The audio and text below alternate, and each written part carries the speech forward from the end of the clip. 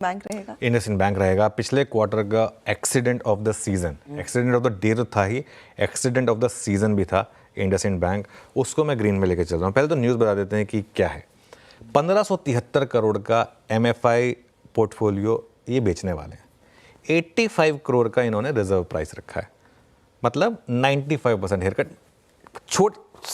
Simple term से बात कहूँ ना, फ्री में ले जाइए हमारा से, लेकिन बस ले जाइए इसको, हमें नहीं चाहिए, ये वो बात है।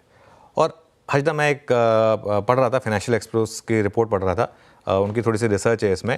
फाइनेंशियल एक्सप्रेस की जो रिसर्च है उसमें लिखा है कि एमएफआई पोर्टफोलियो में जो उनका ग्रॉस एनपीए था वो 2259 करोड़ का था।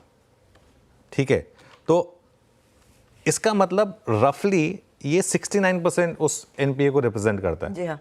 ठीक है, तो काफ़ी हद तक आप उस एनपीए को हटा रहे हैं अपना। इनका कुल एनपीए कितना था? 2.11% वर्सेस 2.02% क्वार्टर ऑन क्वार्टर। और ज़्यादा बड़ी दिक्कत स्लिपेजेस की वजह से आई थी और बाकी इन चीज़ों की वजह से आई थी। तो ये जो नंबर है और ये जो प्रपोर्शन है ये काफ़ी इंपॉर्टेंट है, और काफ़ी हद तक मार्केट इसको इतना राइट डाउन कर चुका है। एक बार इंडसइंड बैंक का चार्ट देख लेते हैं। अब आप 6 महीने का चार्ट देखते हैं इंडसइंड बैंक का।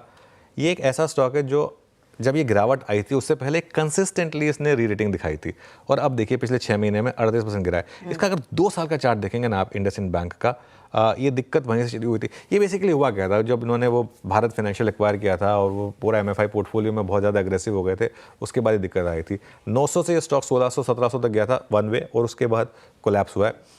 आज की डेट में ये stock I think 1 time price to book पर आ गया है। 1 टाइम प्राइस टू बुक एक प्राइवेट बैंक के लिए, मेरे ख्याल से वो भी इंडसइंड बैंक के साइज़ के लिए, बुरा नहीं है। तो मेरा ये मानना है कि इस खबर के साथ आज इंडसइंड बैंक में शायद एक बॉटम बना हो। उसके अलावा मैं 2 और स्टॉक्स पर नज़र रख रहा हूँ, दोनों पर इसका रब ऑफ इम्पैक्ट पॉसिबल है। आईडीएफसी फर्स्ट बैंक और आरबीएल बैंक का, ये 2 और बैंक्स हैं जिनका एमएफआई पोर्टफोलियो काफ़ी बड़ा है, और अगर एक ओवरऑल सॉर्ट ऑफ यहाँ पर लग रहा है कि बॉटम बनेगा तो इन स्टॉक्स पर भी एक इम्पैक्ट आएगा।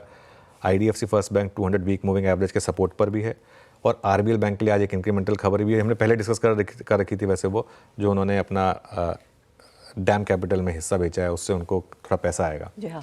ध्यान रखिए सारे स्टॉक्स वीक हैं काफ़ी, और ये मेरा व्यू है, मेरा व्यू गलत हो सकता है, तो इसके लिए मैं स्क्रीन पर इसको देखूंगा, लेकिन अप्रोच ये रहेगी कि ये 3-4 स्टॉक्स हैं जहाँ पर कुछ साइंस ऑफ यहाँ पर बॉटम बनेंगे। चलिए, तो इन पर आप ध्यान रखिएगा, और सारे रिपल इफेक्ट्स ऑफ कोर्स वो इंडसइंड बैंक से ही उभर कर आते हुए दिखाई दे सकते हैं। तो बेसिकली एमएफआई पोर्टफोलियो वाली जो भी कंपनियां हैं वो आपके रेडार पर होनी चाहिए आज के सत्र में।